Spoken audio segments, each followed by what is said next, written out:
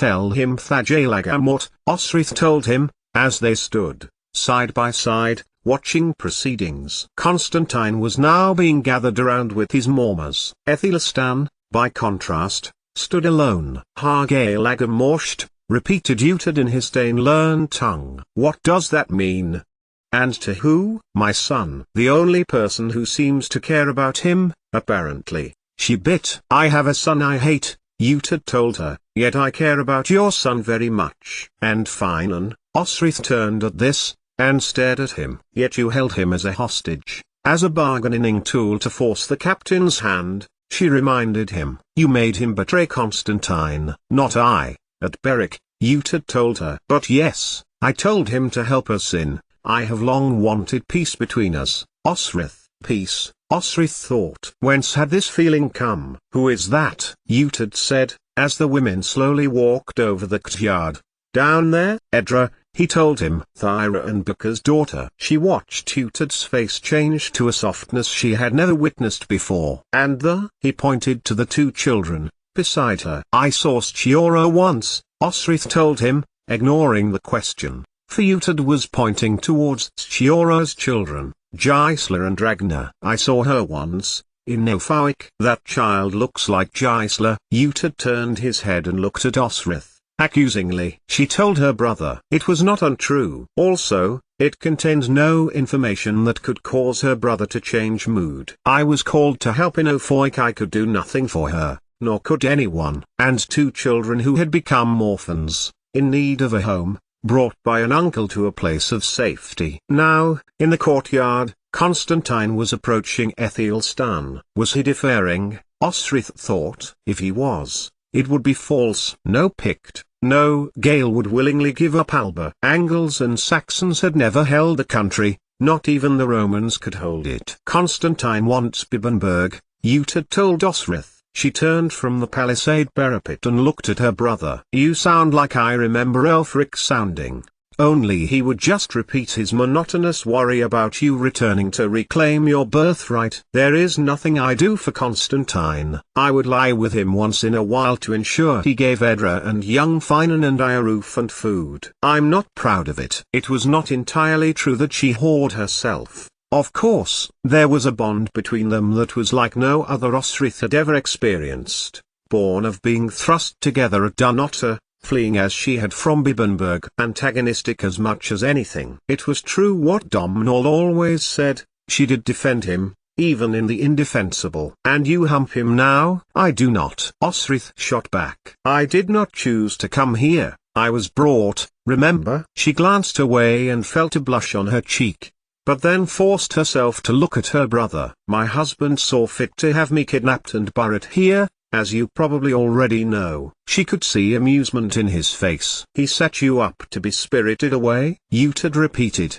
mocking merriment in his face at her admission. With old bare ass down there? He meant Domhnall. Osrith ignored him. Leaving your lands unguarded? They are not unguarded. They might not have been when your husband sent you away, but they are now. Osrith gave him a look of panic. No, the people are unhurt. Your estate manager had the sense to bow and acknowledge Aethelstan. And Osrith thought, Cortigar, Ormond, bow to Constantine? They are simple people and can't speak English properly, Osrith retorted. They are Picts and my land is of Alba. Tell Aethelstan that, she added. Tell him North Bernicia is not and never will be under his rule, and that Constantine's daughter has married Anlaf Guthfrithson. Should he choose to try to dominate Alba, he is far from home and has few resources. We will see. Lady of Berwick, Uhtred added. Lord of Bibbenberg, Osrith replied. Ange craned down to hear war was being said, by Constantine, in the courtyard. I accept your words, Aethelstan told Constantine before them all. As you accept my overlordship. Had he? Osrith was not sure Constantine really had. I will send no men to harry the north and, as my most trusted men will remain at Dunnottar, I accept your son in my household. He shall be accepted as if he is my own. Selark, Osrith thought. Selark was going to be hostage again? There was no one else, now though, and both kings bowed to one another. And then, as Aethelstan asked if anyone else had anything to say, Suddenly Osrith found herself being grabbed by the arm, her brother pulling her back down the steps, then leading her by the elbow to the center of the courtyard. Even with her demise, Osrith felt she had the eyes of the whole world on her. "I have something to say." "Hear me," Uhtred declared. "Here is the Lady of Berwick, known to you all," he went on. "And I declare that Berwick is under my protection, as much as both of you here claim the land. It is good land, it is Northumbrian land." And here he nodded to Aethelstan, which supports people of the ancient line of Picts, and he nodded Constantine, and then at Hywel, for clearly he had learned that the Picts and the Cymric were closely related. "I have no interest in Berwick, and all must know this, not as a gift, not as a conquest. The people have lived the longer than the Saxons and Angles, even before the Gaels. They are the first peoples, and as such, are the land." Was it then, Osrith thought, as Uhtred declared the fact, that steeled Constantine to act, not too far into the future? And then she felt her brother's hand on her shoulder, as he asked, "Which man stripped you?" "You do not need," Osrith began to protest. But Uhtred turned to Erhalson's men, raking his eyes over them. "Which man," he repeated, "shamed this woman, my sister, my kin, my warrior's wife?" There was stillness over the warriors, and Osrith realized it was the first time that Uhtred had ever called her his king. "That man," Osrith told him, pointing to Ealdred, who was standing in front of Aethelstan's warriors. There were few words. Uhtred simply strode to the man, serpent breath aloft. "Lord Uhtred," began Aethelstan, but even his own caution was not enough to stay Uhtred's hand. Ealdred died with one swift slash to the neck. "Anyone else?" Uhtred asked of Osrith. "No one else," Osrith told him. And felt proud that day, not because her brother had fallen to her side, but because, at last, there was peace between them. 88,888,888. "I would have words with the Lady of Berwick," called Aethelstan as Uhtred fell back. And Osrith made her way to Aethelstan, and he led her through the palisade wall and spoke to her, privately. "What did he say?" Constantine asked her, later. Aethelstan had led his army out of Dunnottar, and was camped just outside. A glorious holiday up from the south, it could be said, now that Constantine had acquiesced to whatever Aethelstan wanted. "It is as you feared. He wants Alba." Constantine smiled the smile he smiled when he had a plan. "But now we are at peace. Aethelstan believes he was here to maintain Brittany." "Come," he said to her. "Let us eat." He looked to where Uhtred had returned to Finan and young Finan. "Bring the rest of your family that they may know of Alba hospitality." And he swept inside, issuing orders for what needed to be done. Osrith made to cross to her husband and to Finan, but then noticed Domhnall standing near the palisade gate. He looked exhausted, black-sooted, clearly from the fire. She gave a brief nod to Finan and crossed to Domhnall, and put a hand to his shoulder. Finan was being spoken to by Malcolm, and addressing young Finan, before leading them inside the hall. Her brother gave her a quick glance as he went, and Osrith watched them disappear behind the stables. "The Mormers will aid our land. We will soon be rid of the Saxon usurpers," Domhnall told her, quietly. "That is his plan. He will play along and incur into England, provoke the Norse and Danes to isolate Northumbria." "I am sure I must keep Berwick at peace," she told him. "I will go back as soon as I can. I will keep Sainid's land neutral." "Your land," Domhnall told her, "from what I can see, he owes you." "Constantine," Osrith began, "has received from you more than met the cost of Edora's upkeep. Her happy marriage to Anlaf has brought my cousin an alliance. Malcolm is to marry King Gibleton's daughter, so secures the Isles twice with both Gaelish and Norse Ulgants. I am just glad Edra is happy," Osrith said, quietly. "Do you think she is happy, Domhnall?" He looked at her through smoke-grimed eyes and smiled, and nodded. "But Constantine is not grateful to you," Domhnall reiterated. "You were alone at your home. I had Alba warriors, I had Berwick warriors." "And where were they?" Domhnall asked. "And where was your husband?" "Organizing for you to steal me away to Alba," Osrith told him. "Constantine is a king, he has to make big choices." "My cousin has never treated you well," Domhnall told her darkly. And then there were no more words for a moment. There was a connection between Osric and Constantine that could never be explained, not even to Domhnall.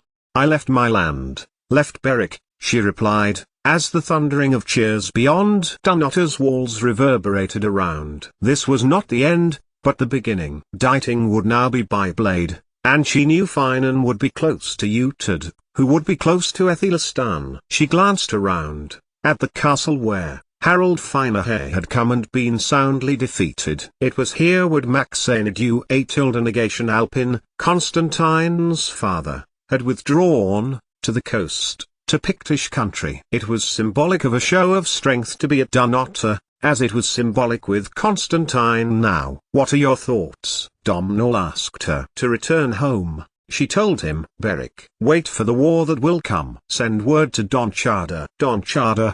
he asked, confused. "Or Merchada, whoever rules there." Osric nodded. "It is all we can do. Aethelstan would try to take Irian too, after Alba." "His advisors are advising, surely?" Domhnall asked. "He is beyond Uhtred's advice now," Osric told Hin. "As Constantine is beyond mine." He got up from his leaning position and paced before the stables, as the rest of Dunotter set in place the preparations Constantine had called for.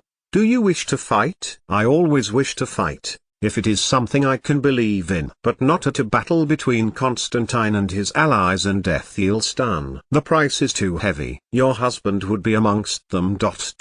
Your son. Your brother. And others. The Mormor warriors I have helped to bring on in their skill those of my land. It would be terrible in Irian if a Saxon king tried to conquer it." And thoughts of a time long ago entered Osric's head. She knew what Domhnall had told her of Finan, how he had rejected Gormleth, run off with a maid, how his father had gone to Flansinna to avenge the shame he had caused, ironically hunting him until his brother found him and sold him to the same ship that Flan's rejected wife Domhnall's sister had been on. And King Domhnall now came to mind, and Malmuir, Constantine's aunt, and Domhnall's little brother, Neil, who had kind-heartedly repudiated his position of king of the Neil to marry Gormleth for her own protection. It was that man, once the little boy she had looked after. "Do you remember going there?" Domhnall asked. "Do you remember visiting?" "You could not have been there long." "I was there for about 2 years, Osric told him. "I remember you." Domhnall looked away. "Had I not gone, I would not be where I am now. A lot of where I am now is because your mother wholeheartedly accepted me into her household. I was a different person then," Domhnall told her. "I was not grown, I was arrogant. I am a failed prince because of that. And you—" He broke off. He did not need to tell her what they had done next. He was an angry young man then, as he had been when he had had 4 guards holding her down so he could defile her. She had fought, of course, and Flan had confirmed her ownership of the blade. "Nothing. You did nothing, except fight me once in front of your father, and rescue me. I could never have asked for a more loyal friend." Osric put her hand to his smoke-dirted face and smiled. "You have a plan, I can tell." Domhnall smiled back. "I do not want to be opposite you on a battlefield." Domhnall MacDu Atilda copyright ill, she mock-scolded. He pulled her closer to him, and they stood like lovers for a moment, bodies close. Osric sighed as the memory of Dagda rose in her mind. She had put away feelings of love for so long after him, fought for distance. Edward she had allowed because it was sex and not love. But love had come, and she had not been ready to realize her affection for Finan, and had not guarded her heart well enough when it had come to her husband. "Then stay here," he said, his breath close to her neck. He did not say, "Stay with me." But had there not been a cry outside the fortress just then, she might well have yielded. How he was holding her, softly, by the shoulders. His heart beating so close to her she could feel it. She carried Bué because of him. She would rather bury herself in the depths of Irian with him fighting the Norse than watch everyone she loved die at one another's hand. Yes, there was every reason to be at Domhnall's side, to have always stayed with him, never leaving King Domhnall, fought him for her liberty. Osric knew that it could have been so, had she not so desperately wanted to find her brother, who, as the Lord of Bibbenberg, was inside Dunotter's hall, with Finan, once one of the two allied princes who had attacked her and left her to die at the estuary of the Foyle, as guests of the King of Alba, Constantine. How far they had all come. With both full arad 88,888,888. When she broke from Domhnall's embrace and watched him go to the stables, Osric looked at the fortress. She could not stay here, be involved in Constantine's plan,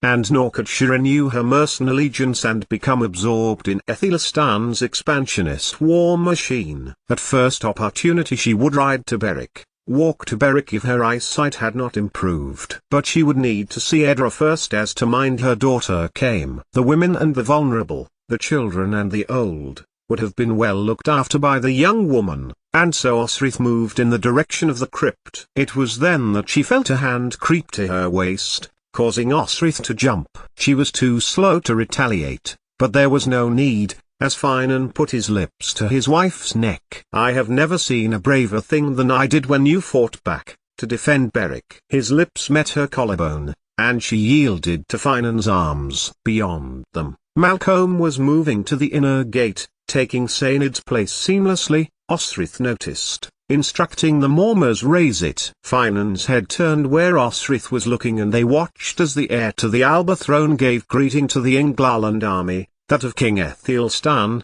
and bade them enter. "My king, Constantine bids you refreshment and hospitality," Malcolm told them. "Tonight you feast and drink and dance, as is the Gaelish way." "How many on their backs before the middle of the night?" Finan asked Osric, after partying the Gaelish way. "Not with these pieces of piss," Uhtred said to his friend, nodding to Osric. "You don't understand the relationship between a gale and the water of life, Lord Uhtred," Finan told him. "Not at all, Lady of Berwick," Uhtred said to Osric. "As you know your way around this fortress, please show us the way."